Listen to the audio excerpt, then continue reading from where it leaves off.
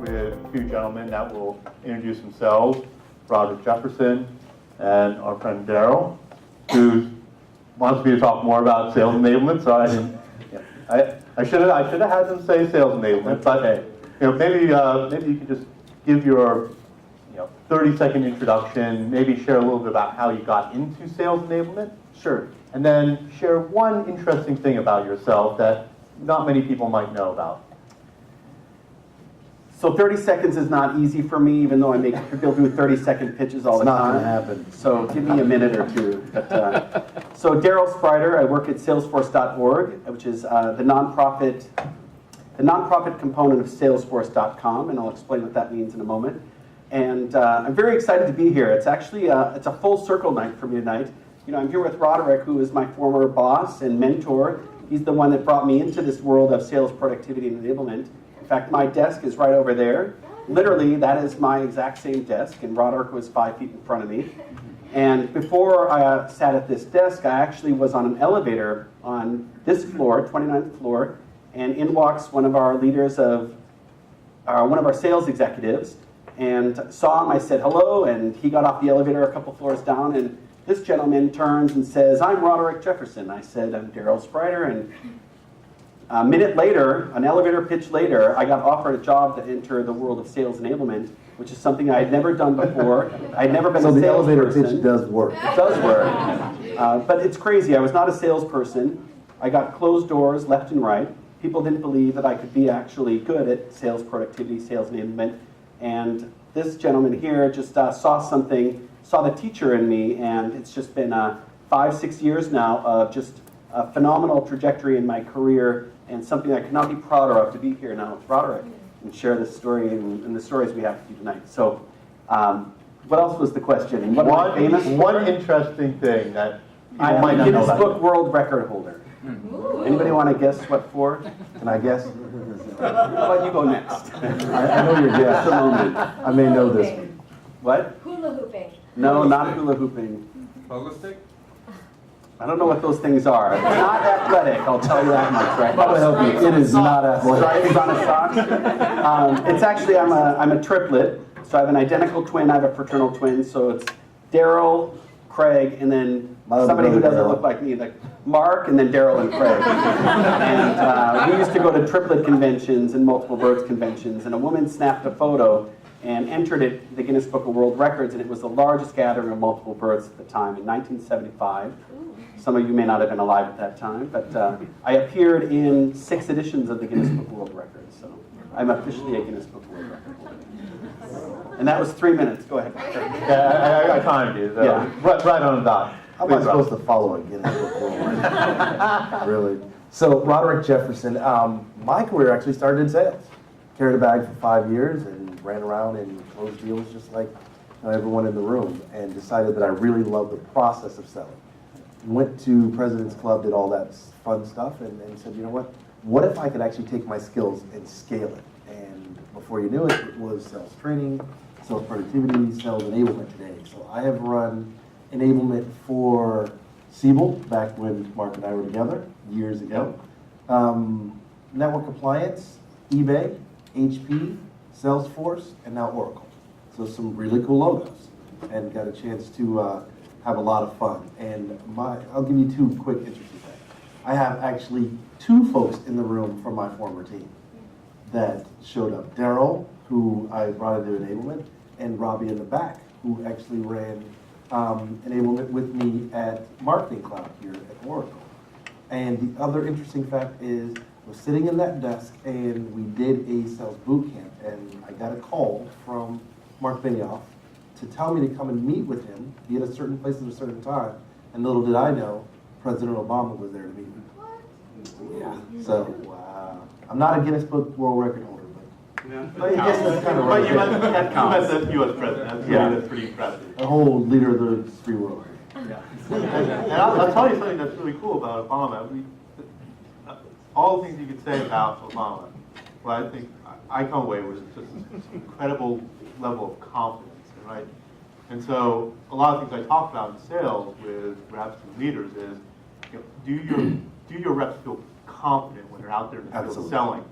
And so I want to maybe dive into just a basic definition of sales enablement, because one of the things that we talked about before in some of our previous conversations was this idea of with competence comes confidence. Absolutely. So do you want to speak to that and maybe put some definition of what sales enablement is, because everyone has different opinions. Sure. If you talk to 10 people and ask that question, what's enablement, you'll get 12 different answers. And so I'll give you my definition. I've got 20 plus years of doing this now. So I look at enablement as quite simply, I'll tell you what we're not. We are not IT. We are not the break fix, first of all. We're not training either, for those that believe that it's training. It's not. I believe that you enable people and you train animals. So unless anyone wants to stay in that second category, we're not trainers anymore. What we do is actually drive incremental revenue, and we wrap ROI around that. And what I mean by that is, for example, my team, no one joins my team unless they've carried a bag, either as a salesperson, as a BDR, or as a CSM, because you cannot understand what it's like to walk in those shoes and see how comfortable or uncomfortable sales shoes are unless you walked in them. And I was talking to Frank earlier, and I'll share our quote, and that is, you're either in sales or marketing, one of the two. So you're on one side of the fence or the other. I prefer to be closer to closing and driving that incremental revenue. And to that point, I still go out and talk to customers because it's impossible to understand what we do without having that interaction. Yeah, what I would add also is, from a different perspective, enablement is an umbrella term. You know, we don't say that enablement doesn't mean anything, but what it does is it owns a lot of programs, well, literally programs, whether they're training or boot camp or new hire or continuing education, events, tools, the tools that a salesperson needs to interact with or grow or leverage and learn from, whether it's customer story tools or training tools, recording tools. And so we use all of those tools to build what we call an enablement program. And what I like to say, and what I've learned over the years, is that we marshal all of the subject matter experts in the company to bring them together and put out into the sales team a program that really works. And so we're not the trainers, but we find the people who can help us do the training, and they're the ones that actually do it. So we really harness or marshal resources in the company to the maximum, their maximum potential, and then turn them into sales training machines, essentially.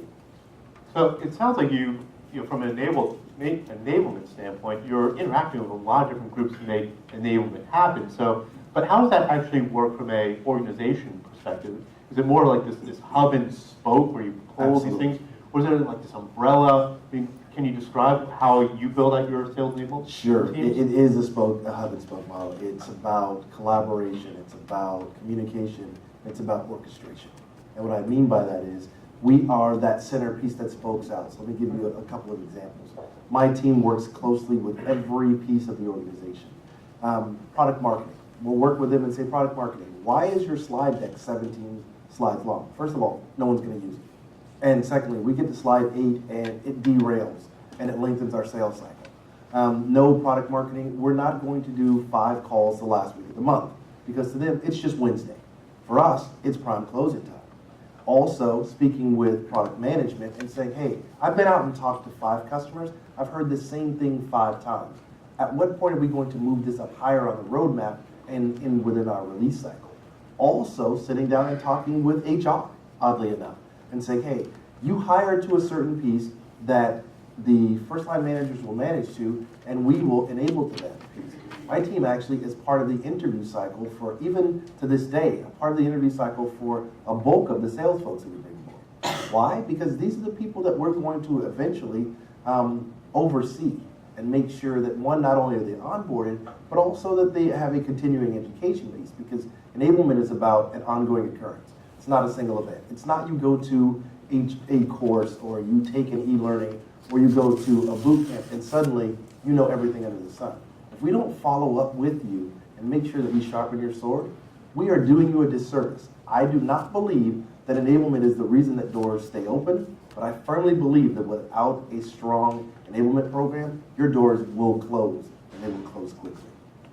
Yeah, I'd agree. It is a hub and spoke model. There's 2 ways that I think about it. You know, Roderick is talking about the process of bringing all that together, but it's also, if you think of what a salesperson needs, it's the message, that's product marketing. It's the process, that's sales operations. It's execution on the deal, that's leadership or deal support. And you can just go around that, and every person, every function in the organization actually is involved in sales enablement. And so what I've learned is that what we do is enablement with a capital E. It's the enablement function, or it's the enablement owner in the company. But everyone has an enablement function, a lowercase e, in their position, in their role. So if you're in marketing, enablement should be in your job description. If you're in operations, enablement, that lowercase e, is part of your job description. And so we're looking, again, we have to marshal all those people together. And people sometimes think that, especially, for example, product marketing says, well, why isn't the enablement team teaching them the message? Well, we don't own the message, you own the message. We're the so delivery let's team. help you craft a program around how to deliver that message, or how to certify on the message, how to test them on the message. Are they internalizing it and putting context around it? That's what we make sure they're doing, but they bring the message forward. So it's really, it is a hub and spoke, but capital E, lowercase e, and that's what I've learned in the last 6 years is it's got to be covered across the board on both sides.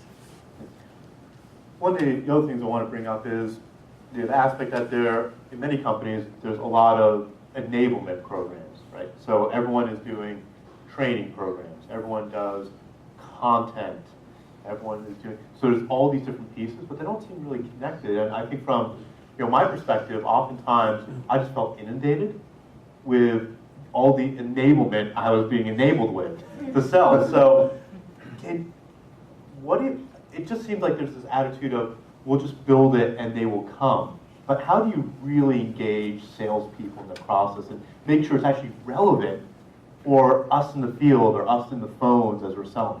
Yeah, I'll start with that one. And so if I go back to salesforce.org, just so you get into your perspective, we're a nonprofit, but we resell Salesforce products. So we are a sales-driven culture. Even though we're a nonprofit, what we sell is Salesforce licenses, products and solutions to a nonprofit at a steeply discounted price.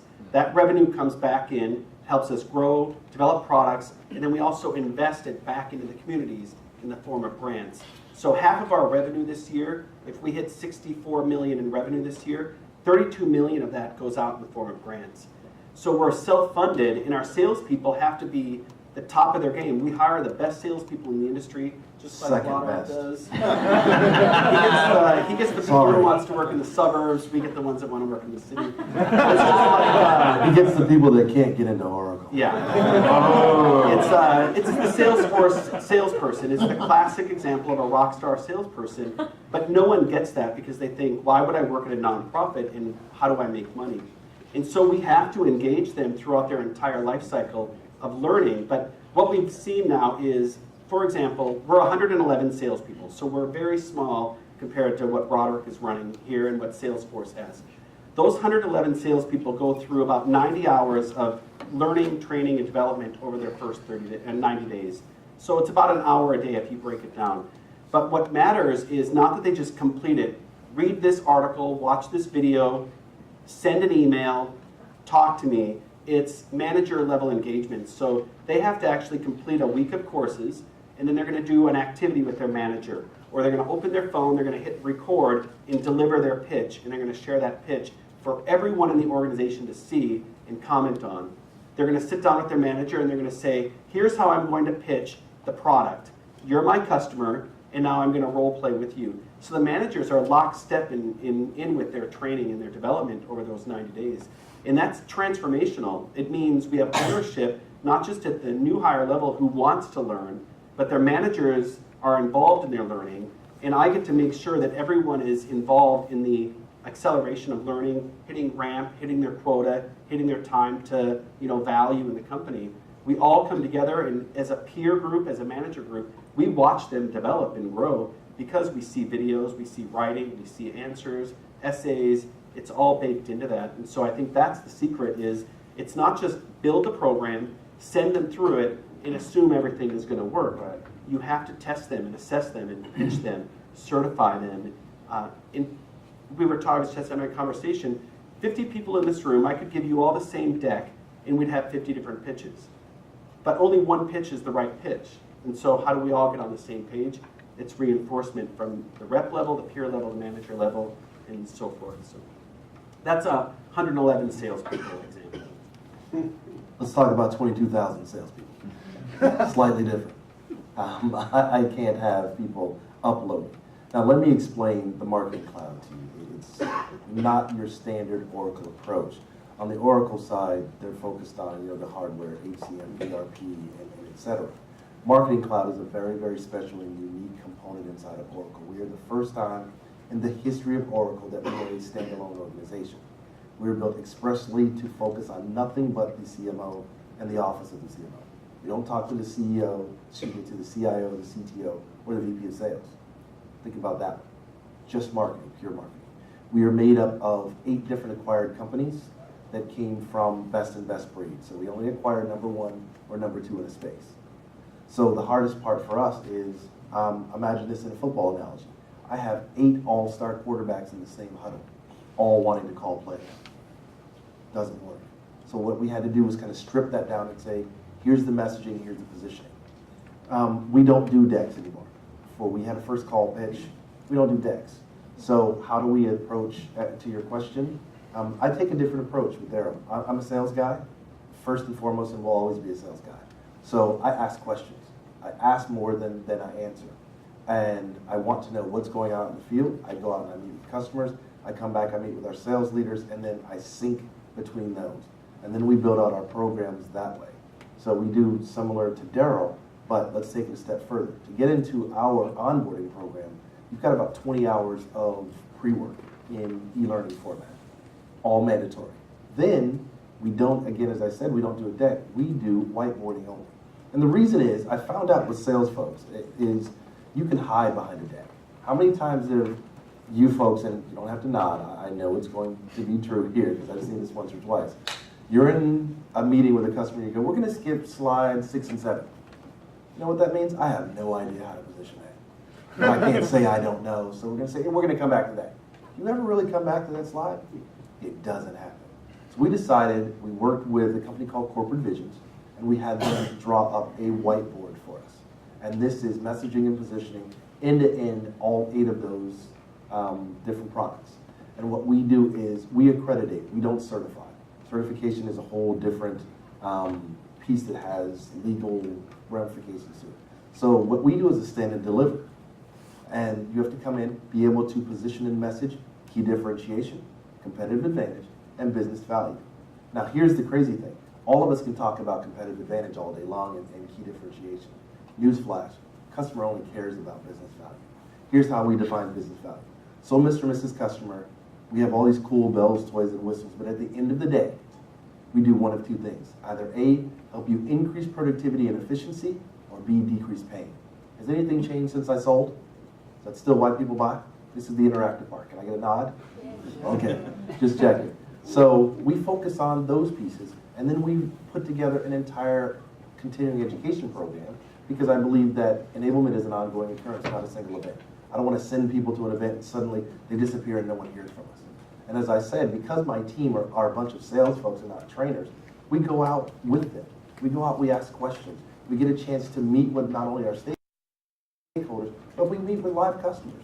There's no better way to find out what's going on in the real world than to get out there. And that is the trust that is built between us and the customer, to answer your question, is one, we're one of them. And second, we can go out and position that whiteboard just like any salesperson. Now, when I came aboard and we drew it, I actually had to go and I had to accreditate myself with my GM. Robbie, you remember those days. Robbie actually helped write up the accreditation that my team rolled out. I had to actually go and accreditate with my GM. Now, here's the transverse part. My GM literally was not allowed to go out and talk to customers about Marketing Cloud until he accredited with me. Because we've got to make sure that the message scales and that it's consistent. Otherwise, you get all these disjointed things and people are talking about different things, and you wind up confusing your customer. I'm curious, in your practices or with training or you yourself, have you ever whiteboarded to a customer? Is that part of your standard Robbie's done, what, 100 Just of a them? couple of you, if you look at this, More than you want to know, Robert. it's a game changer. If you think of, even take Salesforce for example, what we do is we're a platform company, but people think of us as a CRM or a sales or a marketing tool, but we're a platform. And so how does an AE, an account executive, salesperson, who may not think I'm not technical, I need my solution engineer, my pre-sales or my technical person to sit at a table with a CIO or a CTO. So we can teach people to whiteboard out very complex things, but it forces them to simplify the message. And we do that over and over and over, and suddenly our account executives are sitting with the CIO, CTO, talking about a platform strategy. It's something they've never done before, but they can doodle it on the back of a napkin. And that's what a whiteboard is really all about. It's not about writing everything out, it's about drawing a picture, drawing the connections. And if you're not whiteboarding, it's something I encourage you to start experimenting with. Find somebody who loves doing it, who can draw cute little icons to get the ball rolling. But we've both seen it. It It's changes about storytelling, everything. right? Yeah. At the end of the day, it's really about storytelling. And I'll go all the way to our SDR, BDR position. And I love BDRs. I was one way back when, so I got nothing but love for BDRs and SDRs. With them, because they're not out and in front of customers, what they have to do is be able to tell the story of how we message and position in a compelling way that's going to hold someone's attention long enough, one, for them to be able to finish the call, but secondly, to really show the value. I was talking to Frank earlier, and I'll share what I said to him, and that is, to me, the SDR is the LinkedIn page or the resume of a company. Excuse me. And for them, if they can't open that door, you don't get a job without a solid CV or a resume. To me, the account executive out in the field is really the business card, that leave behind that goes back out. So don't treat your SDRs for the folks out in the fields like they're your person to go grab coffee or they're the person that handles the low-end pieces. They're not. They're the ones that are setting the tone and setting the table for the account executives and setting them up for success, because without them, there is no door open. Without a door open, you close 0 sales. So to me, it's kind of, again, another football analogy. They are the center on a football team. They're the one that everyone forgets about until the ball fumbles. Then everybody knows that person's name. So they are, to me, are one of the most important components of the entire sales cycle. Yep. The irony of that, though, is that often in many companies, onboarding is treated as, here's 2 days of product training and hit the phones, right? And to me, it seems like a huge missed opportunity to really get folks to be massively productive as soon as possible. And you've actually extended the period of time for folks to be productive. So I just wanted to, if you might be able to share a little bit about how you do onboarding at each one of your organizations. I think that's a really fascinating thing to at least share. So, for one, we've all been there. I've been around a long time as well, and it's been, here's the user guide, here's the website, here's our intranet, go read it. And then here's your customer list, and start calling them. Or your phone starts ringing, and what do we say constantly? I don't know, I'm new here, I'm new here. Roderick would always say, play the new card as long as possible. And what he means by that is training is a luxury. And if we give them the luxury of learning and development, and we build that into our culture, what that means is if we say 30 days is what we want you to focus on training, learning, development, if we honor that and we have managers who get that training is important and onboarding is important, what that means is on day 3, they're not out there doing 6-hour meetings. They're not flying around the country doing quarterly business reviews and account visits, and they're focused on learning. Yes, those things need to happen, call shadowing and everything, but it needs to be balanced with the learning. And unless there's a culture of that and a respect for that, you're going to get people who say, it's day 2, I'm flying to Georgia, and I've got to do 4 meetings, and I don't even know what my name is anymore. I don't even know what we sell. And we're expecting them to actually go out there and start working on deals, and we don't even know if they can talk normal. We assume that because they got the job, that they're going to master their account list and their territory. Yeah, that's such a huge mistake, because you have people that come from so many different types of backgrounds, and you hire them, you have rigor around your hiring process, Right. but everyone has different ways of going about doing things. Yeah. What about over yourself, Robert? What's No going on one in in my Marvel? organization is allowed to go out and sell in their first 30 days until day 30. The first 30 days, I want you to just figure out where the bathrooms and printers are, and get all of your onboarding paperwork taken care of. What we do is a very, very structured and rigorous process. So 0 to 30 days, initially, as I said, you've got about 20 hours worth of pre-work. And then from there, we take you into a 5-day sales boot camp that's focused on nothing but positioning. So look at the pre-work as the what is and boot camp as the how-to. At 31 days, then you get to go out and actually start positioning, because up until that point, you have no idea who we are and what we really do. And I firmly believe that you can kill a lot of deals by going out too early and trying to position and making promises that there's invariably no way that you can keep. So from 31 days to 60 days, now you're focused on the sales boot camp, and we've got something that we call expert training calls, which are single topic calls around things that either A, didn't fit in sales boot camp, or B, topics that you need a deeper dive on that may not have been able to get in as deep as is required.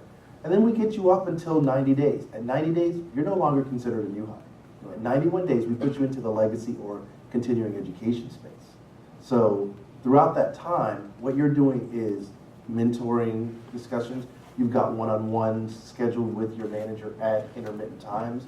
You're also tied to someone else in the role to make sure that you can get some tribal knowledge, that you can, kind of harness all of that best practices piece. And this was a long time coming, and I am proud to say, from the onboarding perspective, there's a company called Serious Decisions. Anyone familiar with them? So for those that aren't, they're a company similar to Gartner and Forrester. They do the same type of analysis, but they also do some best practices piece. They've got about 280 plus companies. Folks like Nike, GM, Quaker Oats, Bank of America, etc. And for last year, of those 280, my team was actually named as Sales Enablement Program of the Year, i.e. we are the best on the planet. Awesome. So I think we're doing a couple of things right. Yeah, that is really awesome. Because, I mean, Serious Decisions is themselves, I mean, they are one of They're the premier, benchmarks. they're the premier organizations around sales and sales best practices. Metrics that matter. And I want this to be an opportunity for us to ask questions, obviously, of two really brilliant folks around sales enablement. So if you have your questions, please do ask. But before we do that, I just want to ask one question, and I'll open it up. Metrics that matter. Oh yeah, we are a metrics-driven company, and my organization is all about metrics. As I said, we drive incremental revenue and rep ROI around it. So what we do for the first year with our sales folks is we don't stop. We follow them for the first year. And so at any given time, I can go and talk to my GM or CEO, Mark Hurd, and say, look, Mark, here's where we are. I can tell you with absolute certainty, every single new hire that we have, I know what their time to first close is. I know where they are percent to quota at any given moment. I can tell you what their product mix is, because remember, we're 8 different companies that came together. We've got to make sure folks are selling the entire suite, not just a single. And let's take it down to the SDR level. I know what all their activity is ongoing. But we do a couple of special things with metrics. One, we do something called sales forum calls, where we actually highlight when we have large closed sales. And I make sure on that call, I bring the team that closed the sale, from the SDR to the AE to the SC, all the way up to the first line manager. The other piece is we put it out on our portal, and we stack rank and show our top 10 closed sales in every given region in the world, and make sure that everyone in the company is aware of what's going on. Because I know what it was like to be in that. You'd love to see your name in lights. Everyone knows who the top folks are, who the mid-tier folks are, and who are struggling. So let's take those metrics and put it out, but not for the sake of just having metrics. These are things that are going to incrementally move the dial and move the needle forward. Because my job, and my primary job, is really simple. It's not about tools, it's not about programs, it's not about processes. It's really about driving incremental revenue and making sure that that is highlighted across the board and upward. So when we have those things, and I go out and I talk to Daryl and I talk to my peers in our sales enablement functions and I do these panels, it's not about enablement per se for what we're doing in the everyday job. It's that piece right there. It's what are those metrics doing? And at the end of the day, how are we driving more revenue? Because without revenue, we don't exist. Yeah, I think this is an ideal state. Most companies are going to struggle with this, and I'll share a story from when I was at Salesforce. So I was at Salesforce before .org. We did we had to bring an entire project team together to say, is our new hire onboarding working? At the time, we had a 7-day boot camp that all salespeople would go through. And they went back and said, okay, we're going to number crunch the heck out of this. And when our people go through these programs, is it affecting ACV? Is it affecting revenue? And what we were able to determine after 9 months of number crunching is that when people went through this 7-day program, we saw a 40% lift in revenue with those people. Do you keep people over the weekend? What's that? Keep people over the weekend? Yeah, well, they did. It wasn't my people, but think of Daryl, that. did you learn nothing from me? Weekend, really? Yeah, that was not my team. So, but think of that. I'm not staying over the 40% lift weekend. in time to revenue. A 40% lift in revenue just by being highly educated in those first 30 days, and that was from the year prior when we had a 4-day program. So just by maximizing the focus on training, 40% increase in revenue. That took, again, 9 months and an entire team. We have 300 people at .org. We don't have that resource to be able to do that. And so, and unlike with Oracle and these other big companies, we are typically being measured by how many certifications do they have, how many courses have they completed, how much time have they spent in training, and can we see them hit their revenue at the 2-month mark instead of the 3-month mark? And by revenue, I mean their expected quota at 3 months. So even if we can shave 2 weeks off that, that's a significant impact to revenue as well. If I'm going to hit my number at 3 months or I hit my number at 2 months, that's an even better thing. But we can't measure just because they went through one of my programs. I would love to say, these guys all went through my program and look at the number we hit. We're doing better than ever this year. Thank you very much. I say that all the time. You know, but It may not be we true, can't but it prove sounds good. We can't prove it. But I would like to say that without our education programs, we wouldn't see these results. But we can't say that. You know, there's always going to be that question there. It's going to be the biggest challenge. How do we hire more people on our teams? Well, we need more people. Why? How do you prove it? What are you gonna give us in return? And it's a constant conversation. In a company my size, it took me 2 years to get one more person. And now we're rocking and rolling on these programs. I want 2 more people. It's going to take me another year to get those 2 people because they just don't see how we connect back to that revenue stream, even though they know we need it, their education. Yeah. Daryl makes a really good point about that, and that is how we justify headcount. Not only on the sales side, but also on the enablement side, and that is if I can go in and say, look, I have trimmed 30 days off of onboarding and ramp-up time, which equates to X amount of dollars in ACV or ARR, guess what? I need 2 more folks, and as any good salesperson would say, if you give me 2 more, guess what? I can trim another 15 days, and instantly. It's amazing. I get headcount that way. But at the end of the day, it's really, again, if it's not tied to revenue, because an old adage goes, the further you get away from revenue, the more relevant your job becomes. So if we stay close to that revenue number, and we talk about nothing, I don't even talk about how many people have gone through boot camp, how many people have accredited. Quite honestly, my GM and my CEO doesn't care. What they care about is these people that went through, where are they now in regards to time to quota? Where are they now in their product mix? Where are they now in time to first close? If you can move that from 60 days to 31 days, now there's value in sales enablement. That's why I say we don't do training. It's really about pushing revenue and driving revenue and trimming down the onboarding time. And let's not forget the legacy folks.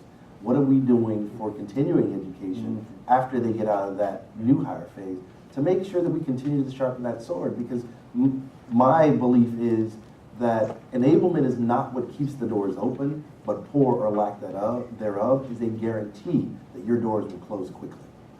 Because if we don't keep you prepared and keep you ahead of your competition, then there will be no competition because we won't be in the race. Yeah, I think that's an important point about the continuing aspect of it, because oftentimes, and I've seen this with sales organizations, that become stale, right? And the product is changing, competition is changing, the market changes, sales tactics and strategies change, right? Not renewing that and instilling that attitude of learning throughout the organization, you get a very static organization that's not really being productive. Well, we overcome that by, we actually do a red, yellow, green scorecard with our sales leaders on a quarterly basis. They give us what their top 3 to 5 objectives are, and on a quarterly basis, my team meets with them bi-weekly. I go back and meet with all of our sales leaders globally at the end of every quarter to say, where are we? You asked for these 5 things, 4 of them are green now, 1 is yellow, we'll move that one to the next one, and there better not be red on it.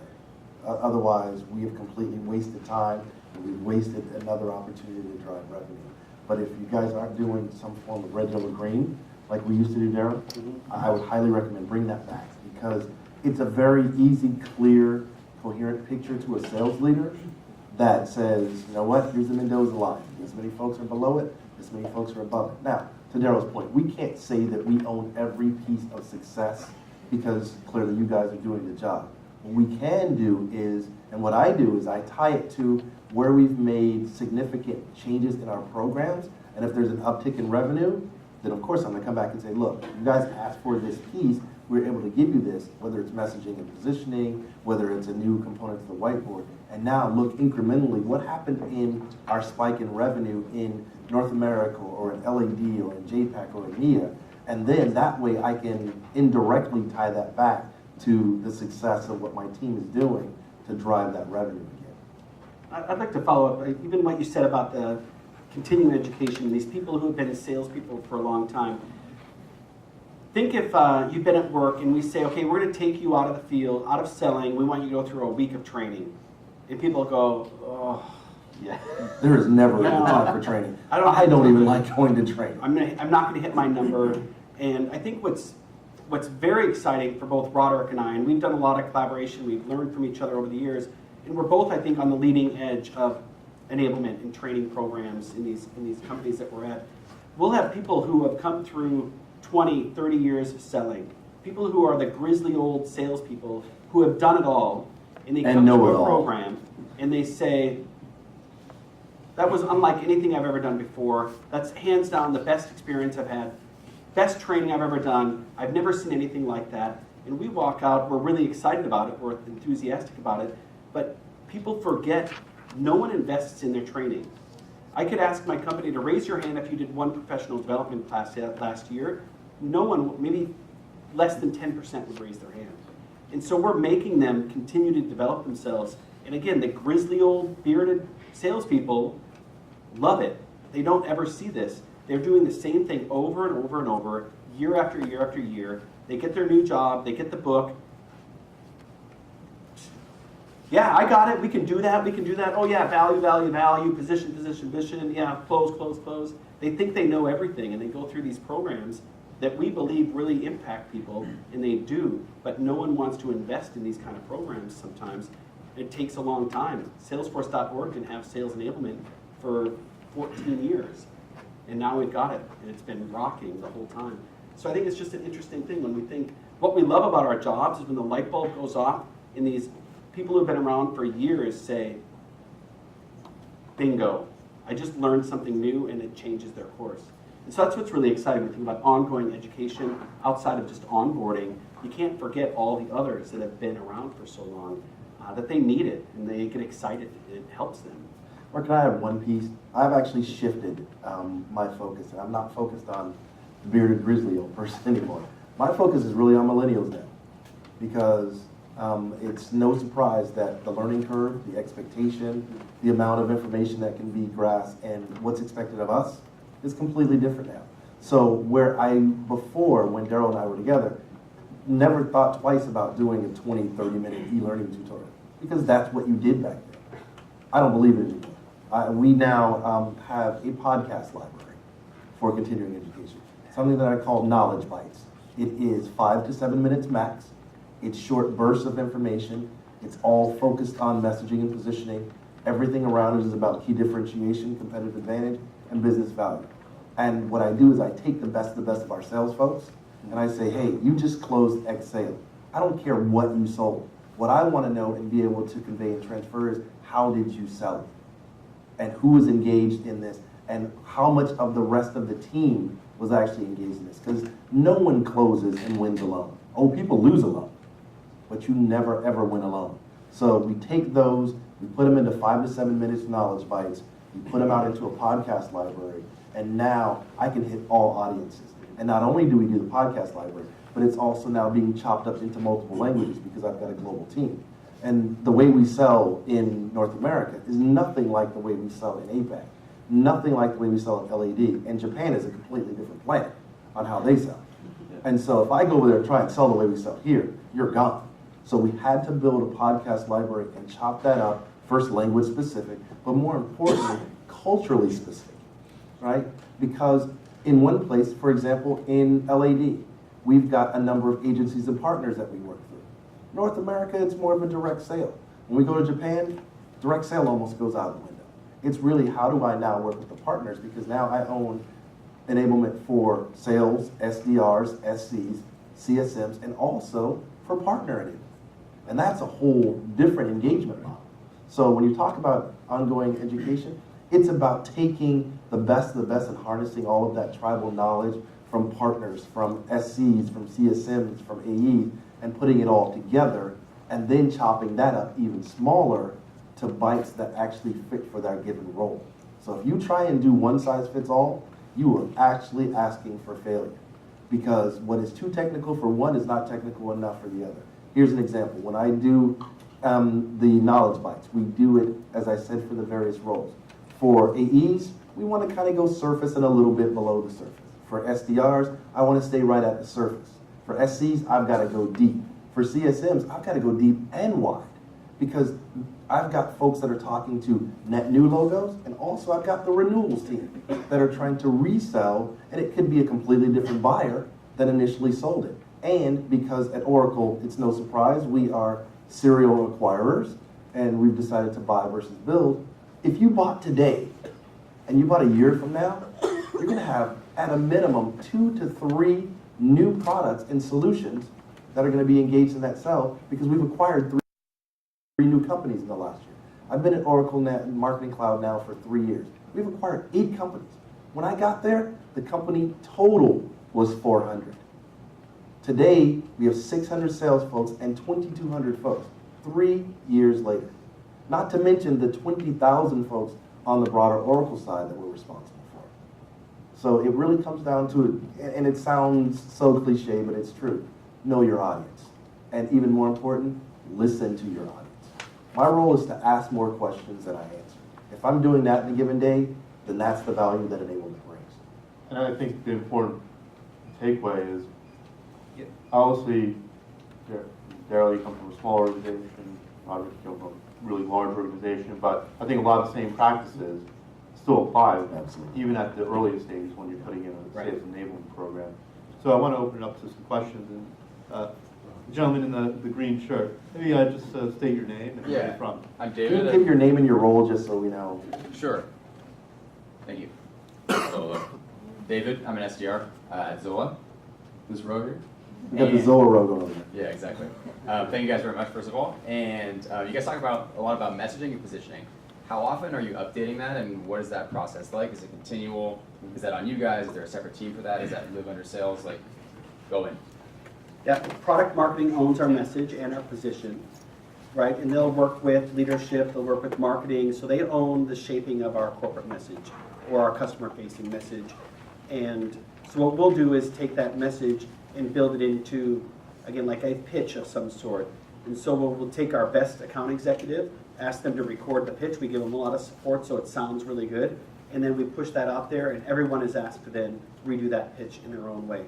Internalize it, make it their own. Again, we're smaller, so we do a lot of we use different tools. So we actually have them do a selfie recording of their pitch. We have a platform that they'll put it on. We can score it in a few categories, share feedback, and now everyone is seeing these different pitches. The best pitch goes to the top of the list, and now we have a new pitch that we're going to lead with next time. If you're new, this is the pitch you want to look at. And so we do that over and over. Every time we have a new message, most product companies, it's probably 2 to 3 times a year you're refining, I think, your overall pitch. When that happens, it's a new elevator pitch and it's a new pitch altogether.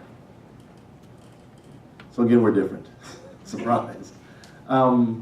It's kind of a mix. In our case, I will say where we're similar to Daryl and Salesforce is product marketing does own the messaging. The message, should I say. Sales owns the messaging. Right. And they're responsible for kind of pulling things together and then sharing it with us and vetting it with sales. And I say us because An example is when we built the whiteboard that I talked about earlier, in room we had our head of product marketing, our head of product management, we had 3 of our sales leaders, and myself. So we are entrenched in every single piece of, they own the message, and we are the delivery vehicle that owns the messaging. And everything in between there is vetted by executive sales leadership. And we're one of the few people that hear hundreds of pitches. You know, the people who are creating them in a bubble sometimes, of a team of 5 product marketers with our CEO or executive team. But we go through these things and we hear every account executive deliver their pitch, and we start to see everyone's missing this point, and we start to help shape that message. So, like, we are very much a part of the messaging process, but product marketing owns it, and we help everyone and ensure that we've got it nailed. So to answer your question, we have a refresh cycle twice a year to make sure that it stays fresh all the time. But I mean, also, it will depend, you know, it's not stage agnostic, it really depends on, you know, the maturity of your market. Oh yeah, as things change, let's say a new competitor comes into the market, and we've got to change our messaging on a dime, it could happen by Friday, literally. And it does happen that quickly. And we've had times where especially when we acquire a new company, because now we're going into a new space and a whole litany of new competitors that we didn't even know existed 2 weeks ago.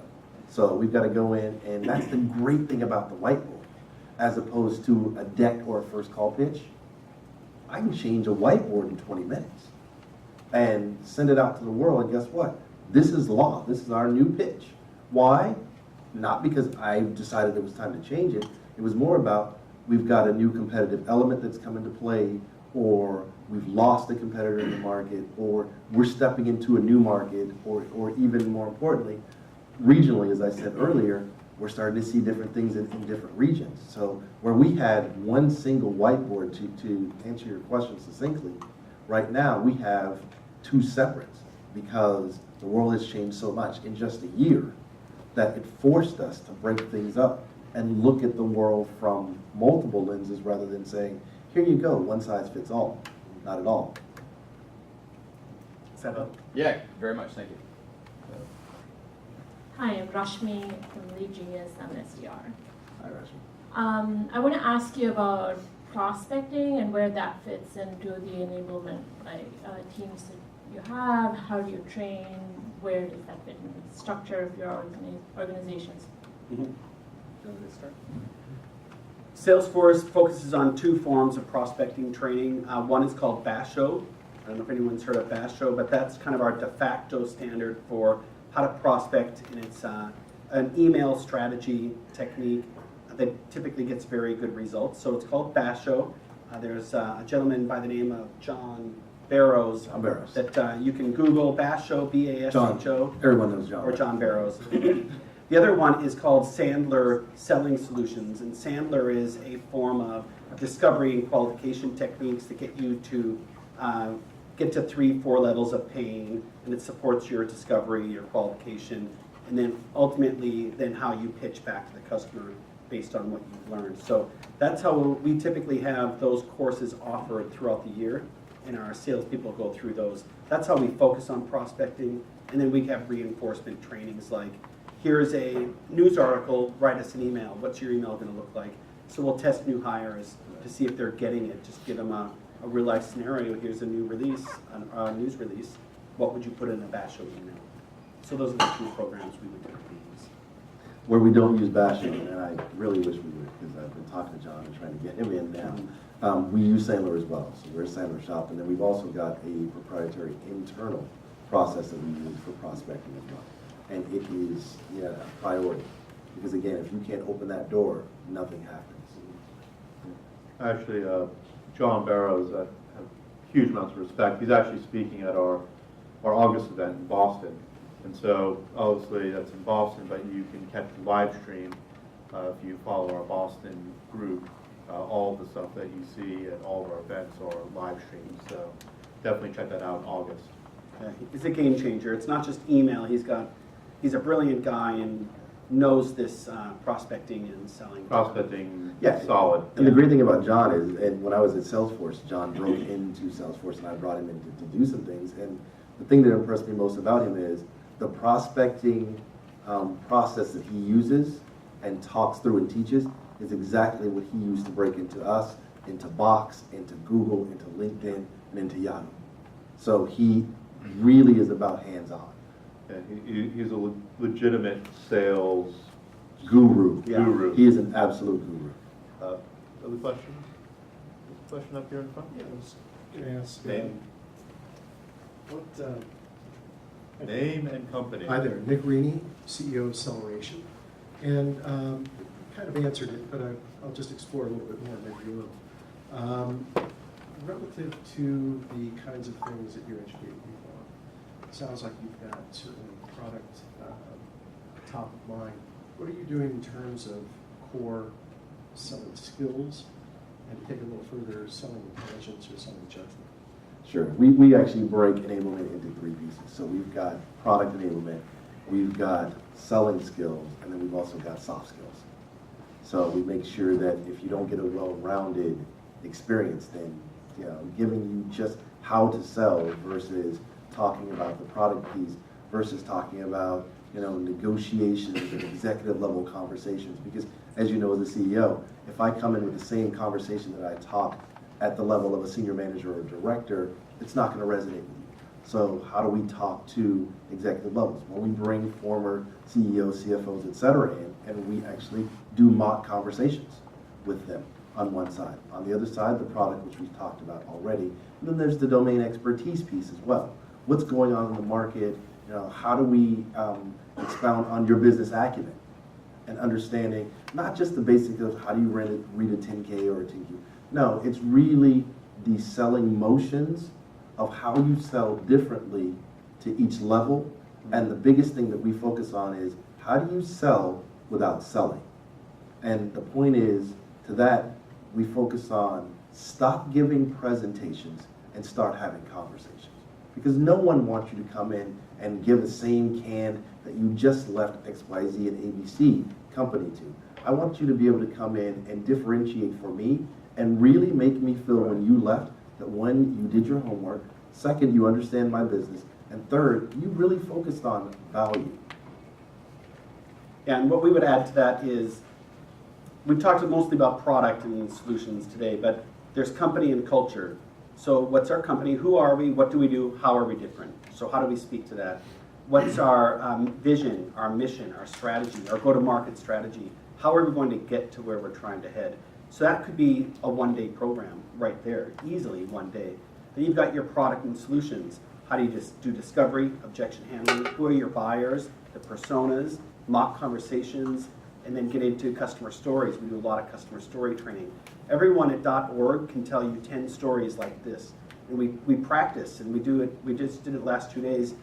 Stand up, tell me your favorite customer story, focus on the impact, etc. And then we'll get into do my job training. Whether that's a day, 1 hour a day for a week or a month or a year, do my job. Here's how you use the app, here's how you manage your deal, you manage your stages, etc. And then we'll get into deal execution strategies, mutual close plans, compelling events, executive conversations. Take a deal that's on the table right now, present it to your team, so these are team training environments, and say, Roderick, this is my deal, and this is their compelling event, and this is what my approach will be. And then the entire team says, I don't think that's a compelling event. Let's talk about it. And so we get into actual deals on the table, and we see those deals accelerate to close just by bringing in real-world examples of what the team is bringing in business right now. So this can run, again, from an accelerated 3-day program to 6 months to a year, or like Roderick says, it's ongoing. It's not a singular event, but it's constant. I mean, bring your deal to the table and let's focus on a mutual plan and how it's working, etc. So that's the skills. One follow-up question, how many people are you guys onboarding on a basis? That's going to be an easier question, probably, for Daryl. Well, at Salesforce, we were onboarding 3,000 a year, maybe. We would do at least 200 to 300 a month, and I did that for 2 years. And so, in a 1-year period, 3,000 to 4,000 people, I was like a celebrity. I'd go to a world tour event, and everyone came Everybody up knows to say Daryl. hello. And everyone would wonder how everyone knew me, but they were all my little babies, you know, when I was watching them grow. Now I'm down to, I have a boot camp group this week of new hires that are 53, and they've been in place for 5 months. We don't do them as regularly as Salesforce, but so we're at 53 right now. Typically I would do 25 to 30 if I were to do it every couple months. And Roderick's on a different scale. About 130 a quarter. So we do 2 onboarding new hire courses in North America, which includes LAD and emerging markets. And then we do another in EMEA. So classes probably 40-ish, so I'd say about 120 a quarter. Again, when I came aboard, there were 400 people total in all of Marketing Cloud. And now we'll go through that in a couple of quarters of onboarding folks. That's an amazing clip. I want to take one last question in the back. Hi, I'm Julia, Vice President of Enterprise at Coursera. So we are a consumer company that has just started selling into enterprise about 6 months ago. So the sales team is about 10 people. What does sales enablement look like at this point? Or what should it look like? Very, very different. Because at the SMB and the mid-market level, you're focused on that transactional sale. It's about quantity, right? And you've got a shorter sales cycle, you can get in, you can maximize on, and it's a constant turn of numbers. When you get to the enterprise level, it's about length of sales cycle. And that's going to change significantly. It's also about leveraging deeper into your executive level relationships. Because where if I'm a smaller company, I can talk to a couple of people and the deal's done. At the enterprise level, you're going to talk to a consortium, a roundtable of people, right? It's not going to be 1 or 2 people. It could be 7 or 8 people that you're going to sit with that panel and speak through every component of understanding their piece of the business. And then finally you'll get that nod. And then once you get the nod is when the sales cycle actually starts. As opposed to at a smaller SMB or a startup, you can go in and talk, your sales cycle is done. At enterprise level, your sales cycle doesn't even start until the end piece. And another difference at the enterprise level is the space in which the customer is by the time you even walk in. At enterprise space, my understanding it's about 57 to 60% already down the road as far as their research before they even bring you in. At enterprise level, most of the time, customers are bringing us in to dispel what they think they know versus to learn more about us. In addition, I think that's really well covered, but one of the most successful selling strategies we had at Salesforce was very early on, in the early days, even until today, it's called seed and grow. And what that meant was you could be selling to, what's that? Land and expand. Land and expand, same thing. Let's say they're a 1,000 employee company or a 10,000 employee company. What does a company want to do, a seller want to do? They want to saturate and go for 1,000 licenses. Well, what if we just got that one department of 10 people? That's the seed. And then through the success that we know they're going to have, and they start talking about it, it grows to 10 to 20 to 30. In a year or 2 later, you've got the entire enterprise license out there or an ELA of some sort. But don't shy away from land and expand or seed and grow. It's an effective strategy. Salesforce has been doing it for years. I mean, look where we're at now. I mean, it's pretty phenomenal. And so I think most people probably would do the opposite. Salesforce has done a great job of land and expand, I gotta say that. Yeah. Because at the point when I was back, we were together at Salesforce, they were about how can we sell wall to wall? How can we get everything that we have in? That doesn't happen anymore.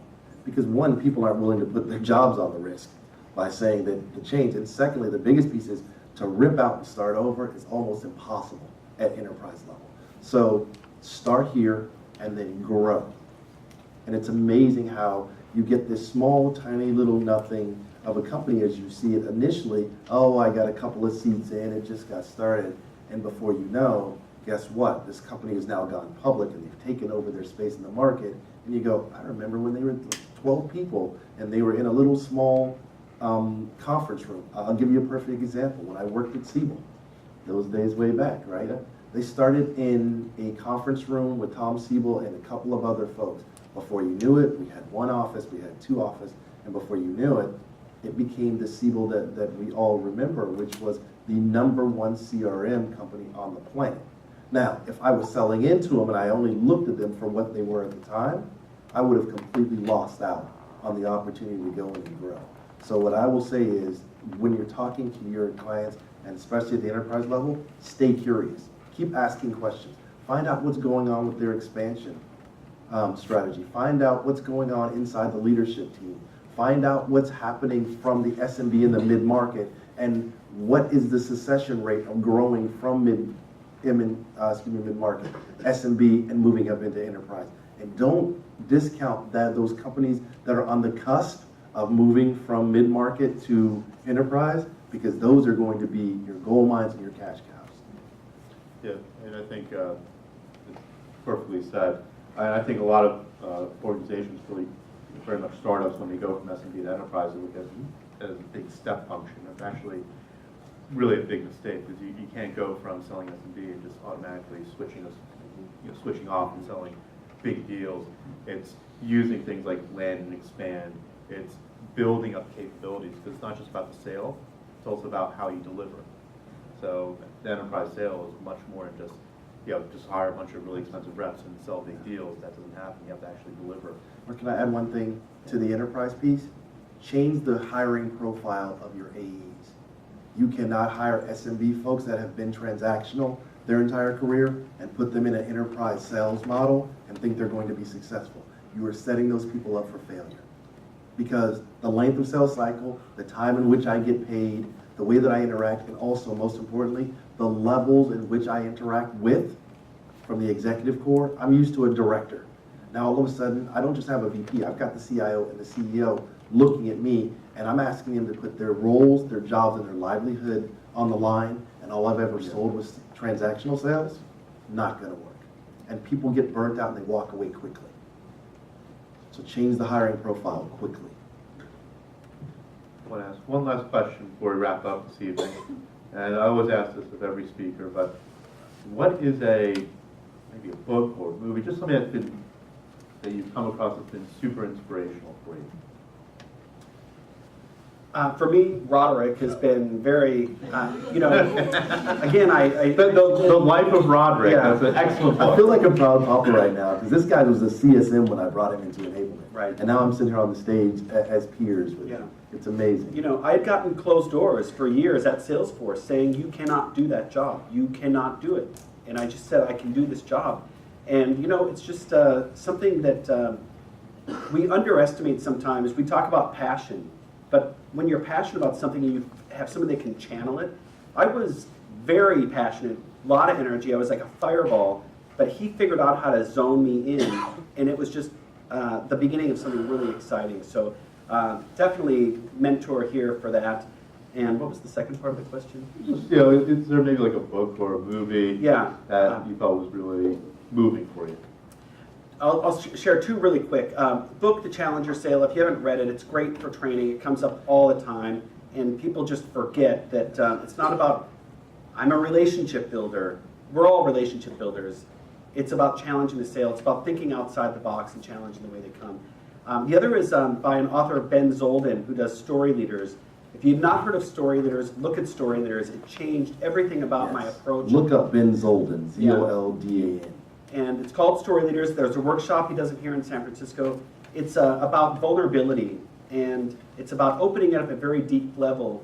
And when you do that, you connect with people, and they realize they're buying from a person. And that's doing the worst explanation of this course.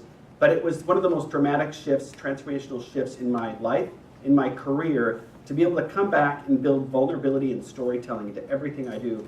To this day, 3-4 years later, storytelling is at the heart of everything. And it's not just repeating the bullet points of a story, it's connecting at an emotional level about what we're doing, what they're doing, and the impact it's going to have on their business. And in ourworld.org, we're saving children and babies and cleaning the oceans and feeding the homeless. And if we connect with those missions of our nonprofit customers, we have an emotional storyline that just changes everything about what we do. So for me, it's definitely those two programs and Mr. Jefferson over here. Thank you, Daryl. For me, I'd have to say it's Challenger Sale. And the reason is, Challenger Sale is a process, not about process. It's really about selling motions. I've used a number of methodologies, from TAS to SPIN to Miller-Hyman, etc. This takes the best of all of those and puts it together in a process that is really about asking questions and getting to know people versus getting to know how much ARR a company or ACV a company is worth. So I would definitely check out the Challenger sale if I were you. From a movie perspective, it's Remember the Titans. It doesn't change for me. And the reason is it's a story that universally fits across life. And I believe, and I always have, and I told Daryl, to me, sales enablement is really teaching life. It's just using tools and processes to get the message across. I gotta tell you, this was super awesome. Thank you, Daryl. Thank you, Robert, for coming.